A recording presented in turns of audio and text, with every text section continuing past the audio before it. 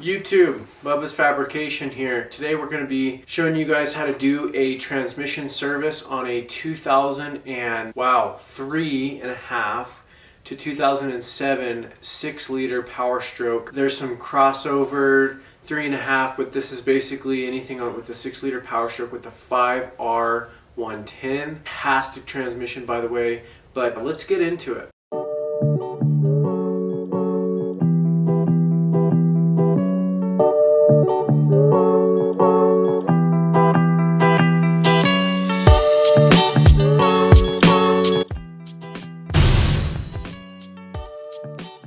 Okay, what tools are you going to need? There's a few, not many. We are going to need a 13mm wrench. This just so happens to be a flex head gear wrench. You don't need that. You just need a 13mm combination wrench, or just a regular 13mm wrench will do the trick. This is nice to have if you have it, but it's not required. We're also going to need a 7/8 socket.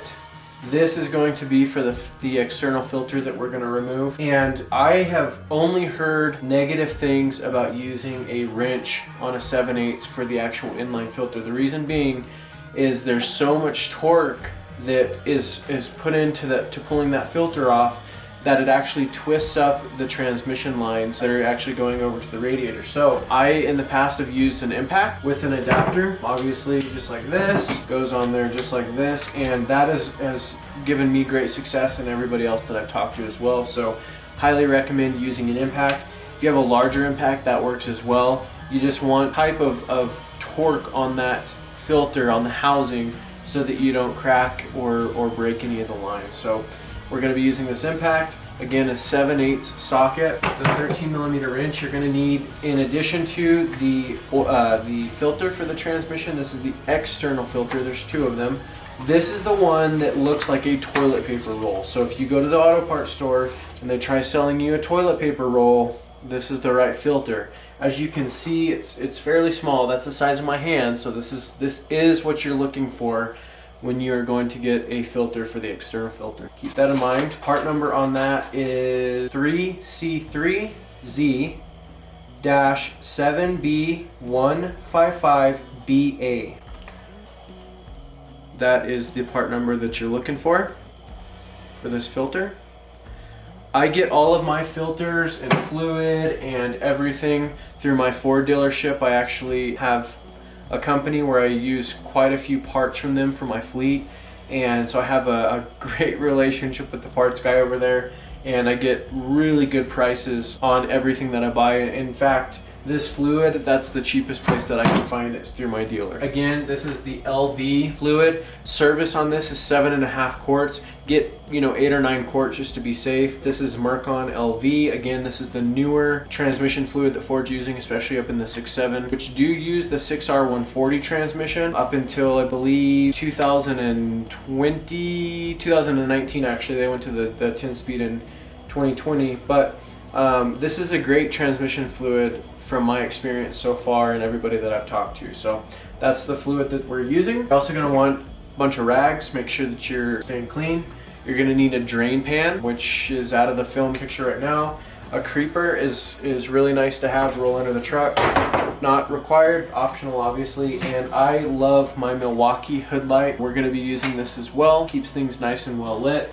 If you guys are curious about this, I'm in love with it. I'm going to be doing a review and full discussion on that later on, so stay tuned for that. But we're going to go ahead and get started with this. We're going to start on the top of the motor. We'll pull the dipstick, check the transmission fluid level. Start off just for my personal OCD. We are gonna check the transmission fluid level right now, which we do in park with the engine on, and just obviously check the fluid just like you do with the motor, only it's running. So simple to do.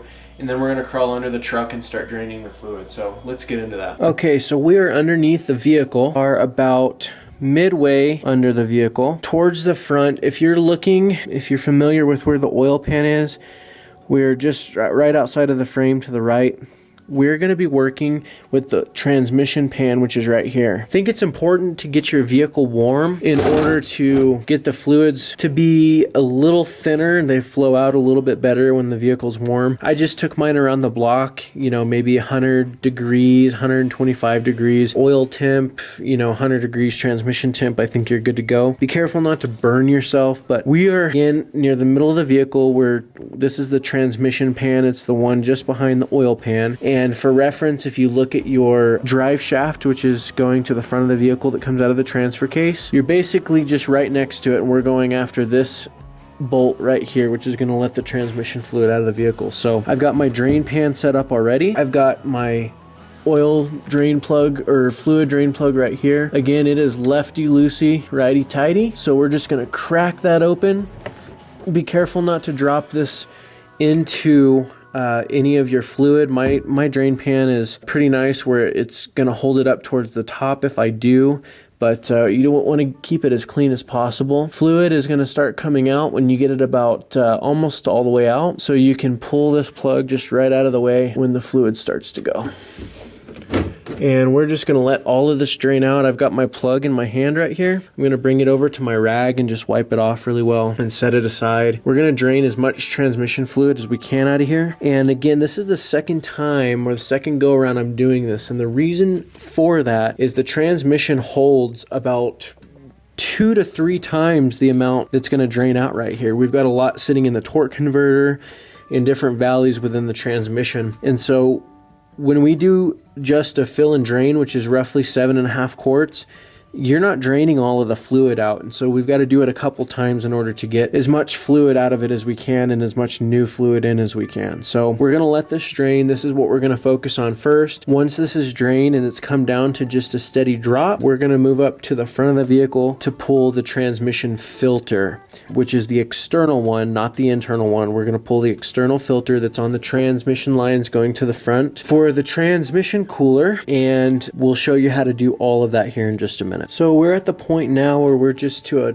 super small stream coming down. This is about 5 minutes worth of draining, I'd say. We're close to the point where we can put the plug back in there. There's not a lot left that we're going to get out at this point. So again, just make sure your plug is cleaned off really well to the best of your ability. I personally will always take a rag. You're going to get some fluid on here because it's still draining, but wipe down the area really well that your plug is going to go and mate to. And we're basically down to a drip at this point. I'm going to go ahead and put my plug back in there. I know it's still dripping. We'll wipe that up here in just a second. We're going to tighten this down to there. And I'm going to take my 13 millimeter and tighten it the rest of the way. You don't have to kill it. This is just basically a snug little bit of a body push up against that plug to get it tight. I do one final good wipe down, and we're going to move on to the front of the vehicle for the transmission filter at this point. So you can slide your drain pan just forward towards the passenger side front of the vehicle. And I personally will get out from under the truck now and go over towards the front bumper on the passenger side for the next step. Okay, so I am right under the front of the vehicle, guys. If you look right here, you can see the radiator hose, supply line, the lower, and you're gonna see this little nipple here that is basically, if you look towards the front of your truck and the bumper and you're gonna look at your tow hook, we're basically straight back behind that on the passenger side. We're right next to the sway bar, which is right here. It's kind of hard to see in this picture. So we're just right up in that corner. And what we need to do is get that cover off of the filter. What's directly under this is the cover, or the filter, I should say. So this is where you're gonna come in with your 7/8 socket and your impact. Make sure that your drain pan is directly under this because you're gonna start spewing some fluid. So I'm gonna take my impact obviously in reverse, and we're gonna start pulling this filter off here. Okay, so I've hit it a few times. You can see it start to move now. Okay, we are off. We're gonna lower this down. You're gonna get some fluid coming out of it. You can pour this cup, basically just pour this cup out, and make sure that you take note if you look at the bottom of that filter, there's a spring hanging down. We want to grab that before it falls completely. There's still hanging up in there as well. We're going to pull this whole thing down. So we want to pull the spring off of this filter, and there's also a cap. I don't know if you guys can see that or not. So there's a spring and a cap. This filter can just basically go into your drain pan at this point. And I'm gonna let this drain out for just a second before we throw the new one on there. This cap I'm gonna pull off and clean it up. And remember, that goes on the bottom of the filter when we put it back in there to go back on. And the impact that I'm using, it's not a very powerful impact. It's the small drive impact that I've got an adapter on to use the larger socket. You could probably use a little bit more powerful impact. This one will do it. I have another impact that's just not easy to get to, so I grabbed the smaller one. Everything looks good. I'm gonna wipe down the threads up here just a little bit. Make sure you're using a fairly clean rag to do this. And I'm gonna go ahead and open up my new filter, which is the toilet paper roll we were talking about. You saw the one that came off. Both sides are the same on this filter, so you're gonna put your housing, the filter, which again, both sides are the same. And you've got your spring on the bottom as well. I'm sorry, that's hard to see, but that filter is gonna go directly back up in that housing, and it should hold a decent amount. We're gonna wipe off and clean this cup out if it's dirty inside. Mine is pretty spotless. I cleaned it pretty good last time. I'm gonna wipe off the threads, wipe off the outside of this thing. Again, you don't wanna get any nasty particulates from your rag in there, so make sure you're using a fairly clean rag. And we're gonna go ahead and put this back on. You're gonna have to compress that spring. And when I'm putting this back on, I'm gonna use this small impact again. Now, keep in mind, it is a small impact, and I've also got probably 3 or 4 threads started on this filter, so that I know for a fact that it's not gonna strip out. And in fact, there comes a place on this when you're tightening it, you kind of hit just a dead stop. It's not gonna go any further without any persuasion. So I'm actually gonna get a 1/2-inch wrench, which I didn't tell you that you needed in the first, but I think that would be better than hitting it with the impact at this point. I've got it to that point where it just stops. I'm just gonna give it just a tiny little push just to make sure we're locked up. You don't wanna strip it out. Okay, so I've got my wrench here. Remember how long this wrench is. You can see how long it is. Don't over tighten this. I can't stress that enough. All I'm doing is getting a little tiny bit of pressure on that lock, just like that, so that I know that we're up against that stop and it's not gonna leak. Again, these lines are super easy to twist and mangle up, so this is not a lot of pressure that you're doing here. Now that we have our drain plug back in the oil pan, or the transmission fluid pan, I'm gonna wipe any excess off in here. We're pretty cleaned up at this point. We're done underneath the truck. At this point, I'm gonna hop back up to the top. We're gonna fill it with fluid, put it in park while we have the engine running once we get a few quarts of oil in it, and we're just gonna be topping it off as the engine is running in park with the emergency brake on, obviously, as well. And we're just gonna top this off as we're going. So we'll show you that here right now. Okay, it is time to fill her up. So remember, we pulled our dipstick out. It's just to the left of your engine fill cap here. So to the left, we're going to go right to the left. You're going to need a funnel that's got a small tip on it, small enough to go inside of that transmission hole right there. I also like to take a rag and kind of drape around that area just in case we spill any drops. I like to keep my engine bay as clean as possible so that it doesn't attract dirt and stuff like that. So right now the truck is off. We're going to put about 5 quarts in it, then we're going to start it up, keep it running as we continue to add additional fluid and check it. So we'll add the fluid, about 5-6 quarts, start it up, check the fluid level. As we need to add, we're going to make sure that the engine is running when we check the fluid, if that makes sense. So let's go ahead and add the fluid now. Again, this is that Mercon LV we were talking about. It is a slow process to add this fluid just because the dipstick tube is so small. It's kind of a pain actually, but if you keep it clean and just have some patience, you'll get through it. This funnel can overflow pretty quickly if you're not careful, so keep an eye on that as well. I always keep my bottles to the side as well as they're empty. I set them all aside so I know exactly how much back into the transmission or oil or whatever it may be, instead of in a trash can. That way I can quickly look and keep track of how many quarts I've added.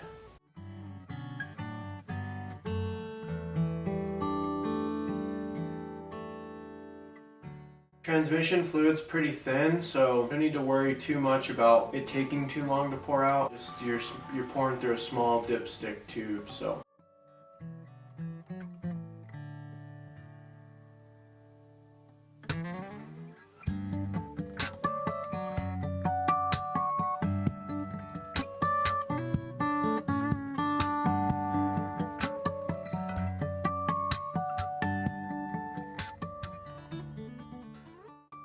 And service from Ford, drain and fills, they say it's about 7.5 quarts. Last time I did this, it was a little over 8 quarts that it took to fill it back up. So just keep that in mind as well. So that's quart number 7. I'm gonna go ahead and start the vehicle now.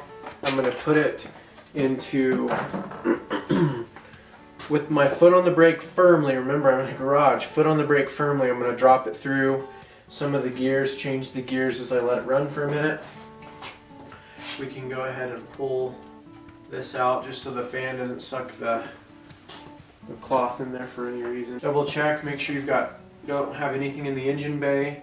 Make sure you take a quick peek under the truck, make sure you're not having any leakage for whatever reason, whether you didn't get your drain plug tied or whatever the situation might be. I'm gonna go ahead and plop my dipstick tube back in there. Take a look under the truck. Make sure we don't have any drops other than what we spilled as we were doing this job. We're gonna go over inside the truck. Remember, it is still cold. I'm gonna let the glow plugs warm up for just a second.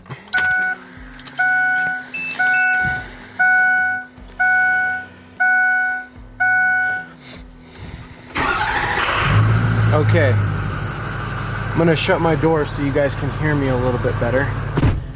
So I'm sitting in the truck right now. I'm gonna bring it with my foot on the brake to reverse, to neutral, to drive, maybe even through the gears. Bring it back up.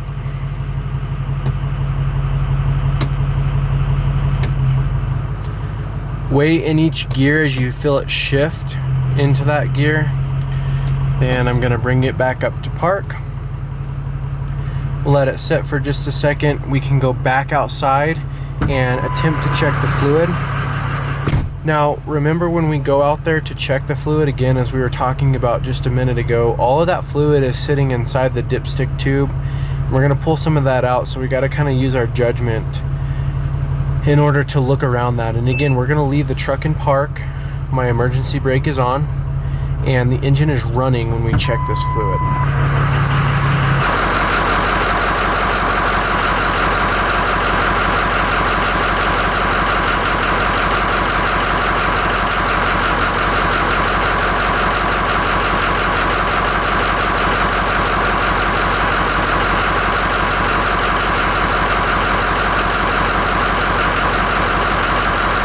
Definitely still low.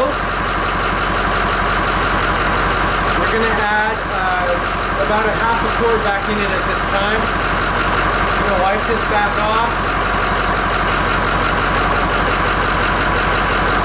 off. We can actually shut the truck off while we fill this back up. Again, I'm going to add about half a quart to it right now.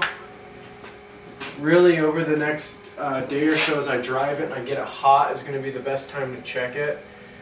But I'm going to add half a quart, which actually gets us to the 7.5 that Ford is discussing is the service. We're about half right there. We've added a total of 7.5 quarts, and we're going to be probably pretty close to where we need to be. I am obviously, like we talked about, I'm going to check this over the next couple of days.